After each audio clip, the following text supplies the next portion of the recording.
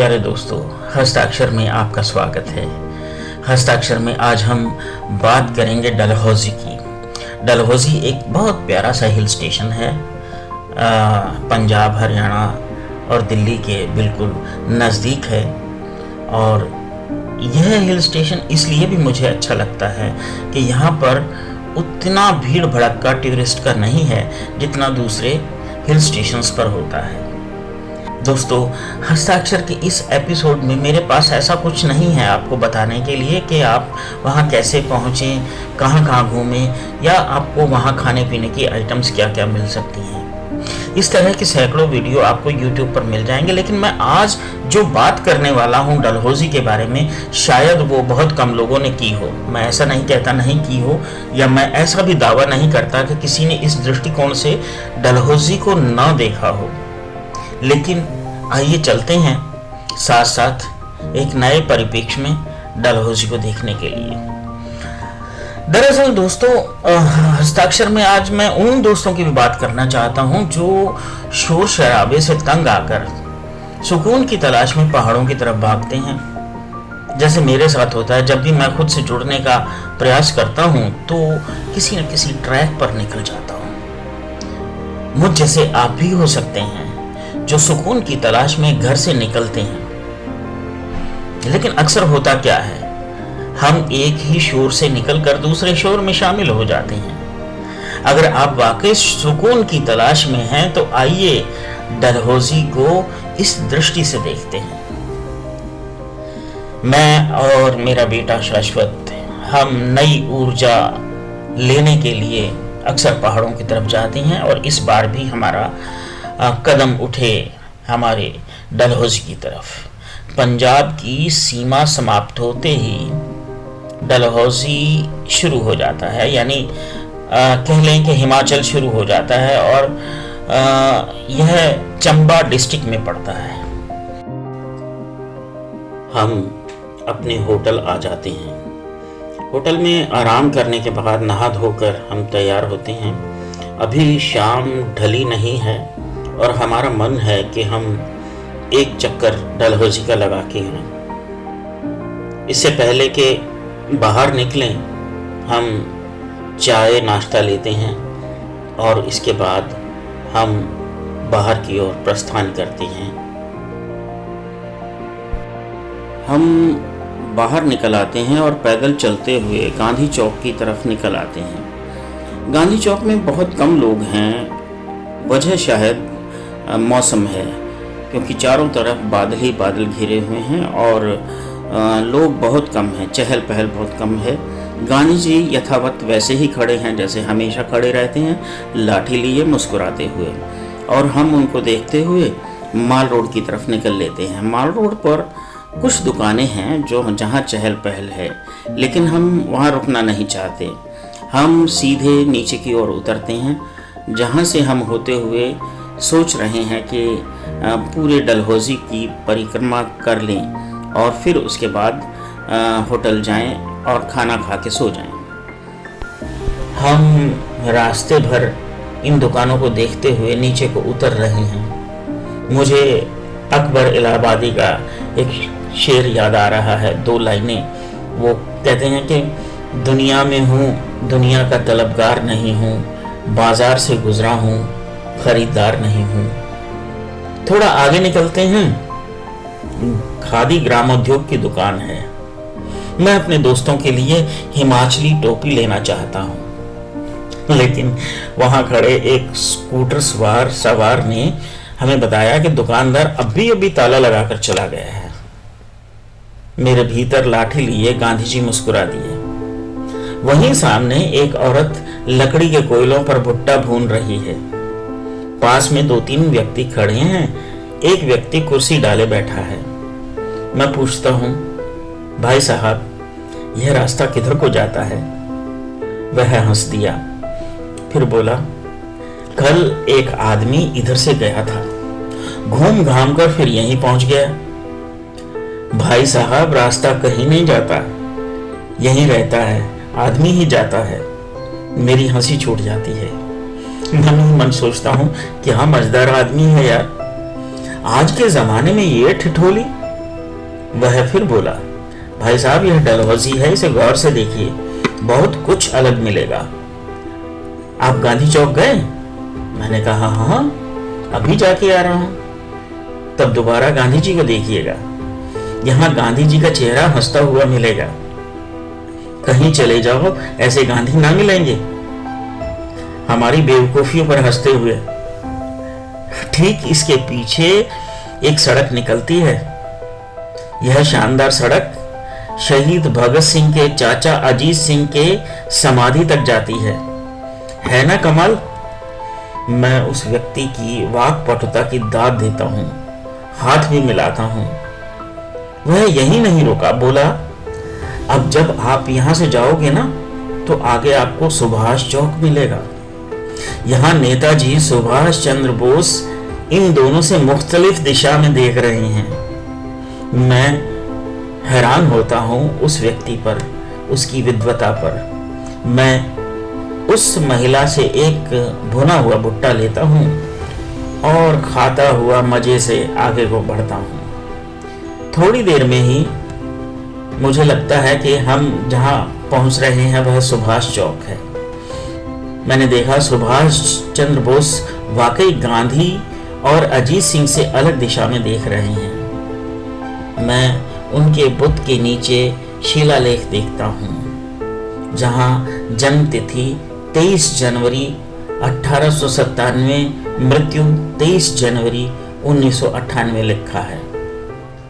मैं उनकी इस जन्म से मृत्यु तिथि पर विचार करता हूँ। हम क्यों माने कि वे 100 साल से कम जिए होंगे? इसके उपरांत मैं आगे बढ़ता हूं।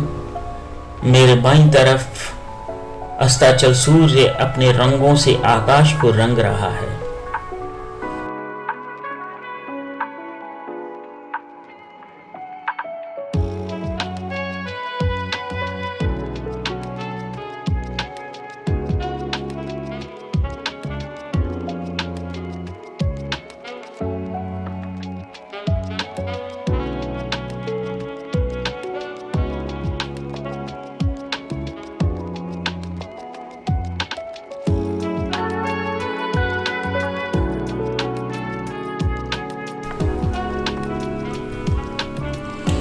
अगले दिन भोर का नभ देखने को मैं सुबह उठ जाता हूँ। मैं कुछ देर इस जादुई करिश्मे को देखता हूँ, फिर वापस कमरे में आ जाता हूँ। थोड़ी देर में देखता हूँ बेटा भी उठ गया है।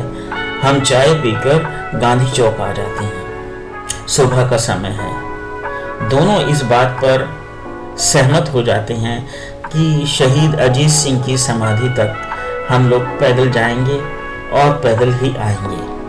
3 किलोमीटर जाना है और 3 किलोमीटर आना है। मैं इस खूबसूरत सड़क पर पैदल ही चलना चाहता था। स्वच्छ हल्की ठंडी हवा मेरे बालों और गालों को छूती हुई न जाने कहां चली जाती है। जगह जगह छोटे छोटे झरने मिल रहे हैं। भारत माँ के वीर सपूत सुभाष चंद्र बोस को जो यहाँ पर 6 माह रुके थे, उस जगह को देखता हूं।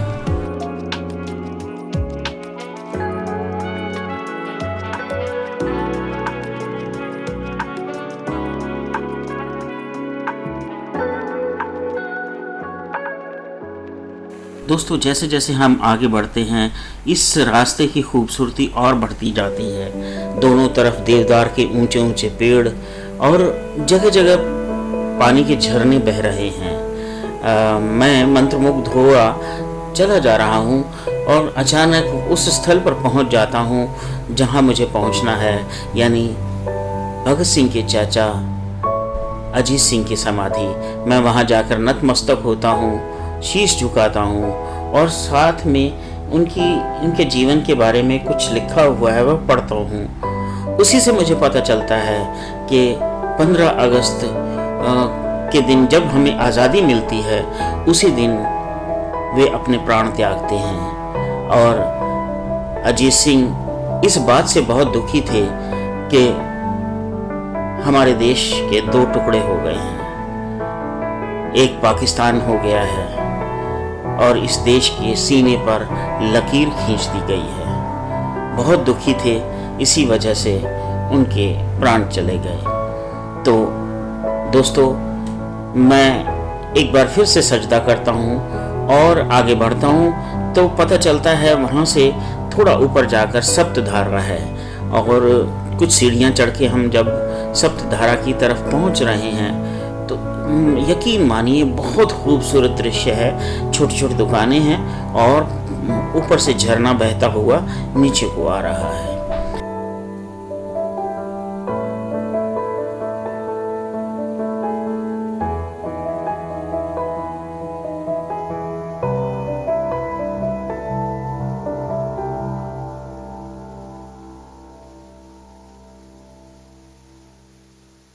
इतना खूबसूरत मंजर है और उसको देखने के बाद यकीन हो गया कि ये जगह वाकई सुकून भरी है।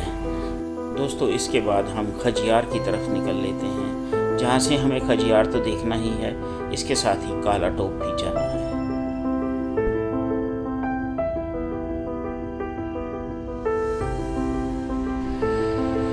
खजियार और काला टॉप वाइल्ड लाइफ सेंचुरी हैं और यह चंबा जिला के अंतर्गत आती है। जब वाइल्ड लाइफ प्रोटेक्टेड जंगल हो गया तो इसी वजह से वहां पर कोई अवांछित निर्माण नहीं हुआ। यही उस जगह की खूबसूरती को बनाए हुए है। अगर यह नहीं होता तो अब तक वहां होटल बन गए होते या कुछ और बन गया होता जो उस जंगल की खूबसूरती को तबाह कर देता। जंगल जैसा होना चाहिए वैसा ही है। मन की थाह जैसे हम खुद नहीं ले पाते, वैसे ही पहाड़ में यह झरने किन किन झिरियों, कंदराओं और चट्टानों के सीने में से होकर आते हैं, चट्टानें खुद नहीं जानती होंगी। कहीं किसी पेड़ के तने पर हरी हरी काई जमी है जिस पर पाइन के पत्ते निकल रहे हैं। है ना अजीब बात? मगर सच यही है, जीवन संभावनाओं से फलता फूलता है। काई संभावना है और जीवन बीज है। आगे चलते हैं हम, तो एक जगह पहुंचकर एक पगडंडी के दो रास्ते बन गए हैं। मुझे रॉबर्ट फ्रॉस्ट की कविता द रोड नॉट टेकन याद आ गई है। मैं और शाश्वत दोनों उबड़ खाबड़ रास्ते पर चल पड़ते हैं। बादल आते हैं, हम पर आच्छादित होते हैं और चले जाते हैं अपनी मस्ती में, न जाने कहाँ। हम काला टॉप पहुंच गए हैं। किसी ने हमें बताया कि यहाँ कुछ साल पहले फिल्म लुटेरे का शूट हुआ था। मुझे इस बात से कोई फर्क नहीं पड़ा कि शूट हुआ नहीं हुआ, वो अलग बात है, लेकिन मैं जो देख रहा हूँ वह गजब है, गजब। मैं इस स्थान की गजब की सुंदरता में खो गया हूँ और आगे बढ़ता जा रहा हूँ। जंगलात विभाग के यहाँ खूबसूरत हट हैं, खूबसूरत पार्क, जंगली फूल, देवदार के गगनचुंबी पेड़, पेड़ों से लिपटी वल्लरियों और उनके बीच से निकलते बादल। वाह, क्या दृश्य हैं! आप यहाँ आकर किसी और ही दुनिया का हिस्सा बन जाते हैं। हम चाय पीते हैं। आप भी यहाँ आए तो चाय और मैगी का सेवन कर सकते हैं, बहुत अच्छा लगेगा। क्योंकि ऐसी जगह पर जब आप 3 किलोमीटर चल कर आए हैं तो एक कप चाय की चुस्की कमाल करती है। चाय और चाहत दोनों मिल जाएं तो क्या बात है। हिमालय की उत्तुंग श्रृंखला देखने की इच्छा हमारी मन में रह जाती है, क्योंकि बादल इतने आ रहे हैं कि वो उनको ढक रहे हैं। सांझ ढले हम वापस चल दिए हैं। लौटते हुए बारिश का अनुभव हुआ। मुझे पंजाबी शायर सुरजीत पात्र का गीत याद आ गया। असाडी तुहाडी मुलाकात हुई, जिमें बलदे हुए जंगल ते बरसात हुई। दोस्तों, इस यात्रा में ये जो बारिश थी ना, इसने 4 चांद लगा दिए। वो एक्सपीरियंस दिया, वो अनुभव दिया, मैं कभी भूल नहीं सकता। हमारे कपड़े गीले होने की वजह से कुछ ज़्यादा ही भारी हो गए थे, जूतों में पानी भर गया था, इसलिए भी चलते हुए कुछ अलग लग रहा था। और यह मैं अक्सर सोचता हूँ, लोग बारिश में छतरी क्यों लेते हैं, क्यों बचते हैं उन बूंदों से जो बूंदें आपके लिए हैं। उसका अनुभव कीजिए दोस्तों, उस बारिश को महसूस कीजिए, पहाड़ की उस हवा को महसूस कीजिए जो देवदार के दरख्तों में से निकलती हुई चली जाती है। उस आवाज को सुनिए जो जब हवा पत्तों के बीच में से निकलती है और आपके कानों को छूती हुई निकलती है। झरने के पास बैठकर उस आनंद को लीजिए, जो उस आवाज को सुनिए जो लगातार अनवरत उस शांति को तोड़ रही है। उस संगीत को सुनिए जो जंगल का संगीत है। तब आप मानेंगे मेरी बात कि कोई भी पहाड़ी प्रदेश है, कोई भी रेगिस्तानी प्रदेश है, उसकी अपनी अपनी कुछ खूबसूरतियां हैं। उस खूबसूरती को अगर हम इन आंखों से देखेंगे, मन की आंखों से देखेंगे, तो आप शर्तिया ही धन्य हो जाएंगे और अपने घर, गांव, शहर, महानगर में जाकर कभी भूलेंगे नहीं। ये जगह आपको बार बार ऊर्जा देती रहेगी। दोस्तों, यह मुलाकात जो जंगल से थी, यह मुलाकात मुझे कभी नहीं भूलने वाली। आप भी कभी कभी चीजों को ऐसे देखें जैसे पहली बार देख रहे हो। गोया गुलजार ने कहा है ना एक गीत में, पहली बार मैं मिलता हूं हर दफा। शुक्रिया, मेहरबानी। आपको यह एपिसोड कैसा लगा? अच्छा लगा हो तो प्लीज प्लीज प्लीज इस चैनल को सब्सक्राइब करें और अधिक से अधिक दोस्तों को यह एपिसोड भेजें। धन्यवाद, शुक्रिया।